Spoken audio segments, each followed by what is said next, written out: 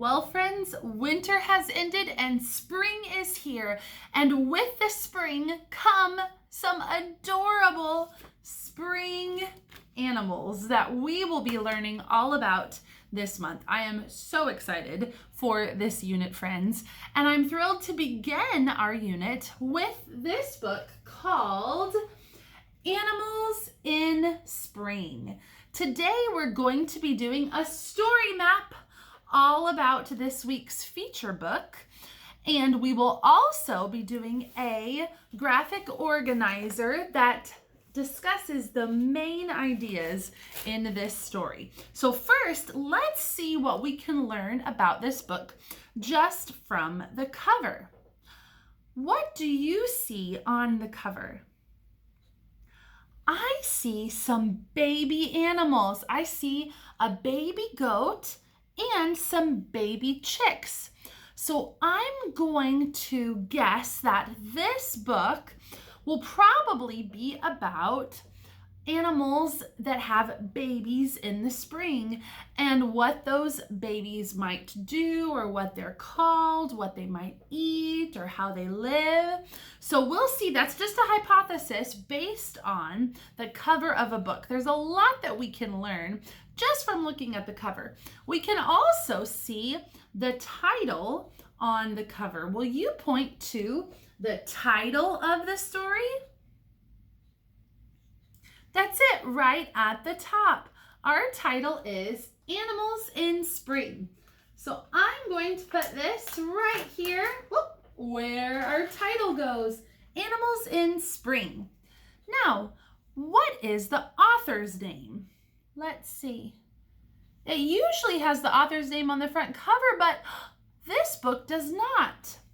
Where might we find the author's name? Yeah, I think you're right. We should look inside. Oh, there it is. Can you point to the author's name? Usually we find the author's name after the word by. That means the book is written by this person. So, Animals in Spring by Jenny Fretlin Van Voorst. So, she is our author. Let's put her name by author. Okay, so we've talked about our title and our author. Now we need to know who are our characters. Those are the people or animals in the story. And what is the setting? Let's read our story. Then we'll determine who the characters are and what the setting is. Remember, the setting is the place and time that the story takes place in. All right, I think we're ready to read now. Animals in Spring by Jenny Fretlin Van Voorst. Oh, there's a baby raccoon. Oh, here's our table of contents. We've talked about that before. The table of contents shows us what we will learn about and where to find the information. Life is good. A groundhog leaves his burrow. Is it time? Yes. Winter is over. All right, friends, if winter is over, what season is it? What season comes after winter? Do you think it's fall or spring? Yes, it's spring. Okay. A turtle crawls out of the water. He spent all winter on the lake bottom. Now it is time to eat. He must be hungry. Birds chatter in the trees. They are back from the south. It is time to find a mate. So we've seen a groundhog so far, and a turtle and some birds. I wonder who we'll see next. Look at this horse and the baby horse. Baby animals are being born. A baby horse is called a foal. On the farm, a lamb learns to walk. There's another baby animal. A baby sheep is called a lamb. In the forest, a bear cub learns to climb.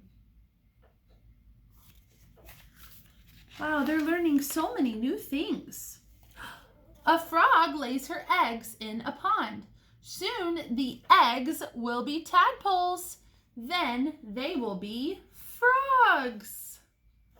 Wow, that's amazing. There is so much to eat. Look, this bunny is starting to eat. Let's see what kinds of foods they eat. Grass and berries. Fish and worms. Life is good. It is spring. Wow, friends. Oh, now at the back, we have some more information. A picture of different baby animals of spring. Look, a baby rabbit is called a bunny. A baby sheep is called a lamb. These are baby birds. And a baby deer is called a fawn. Oh, wow, friends. Oh, there's also a picture glossary that defines a burrow, a cub, a mate, and a tadpole. This is all great information to look at the end of the book. Oh, there's also an index that tells us where we can find more information about these terms. Okay, friends, let's see if we can find the rest of our story map information. We found the title and the author. Now we need to know who are the characters in our story. So, the people or animals in the story. Is our story about people or about animals? You are right. It is about animals. Those are the characters in our story. And there's a bunch of different animals like a baby deer, a baby chick, baby sheep, right? A lamb, and baby birds. So lots of different animals in our story. Now, what is the setting of our story? I'll put that up front so we can see it. What is the setting?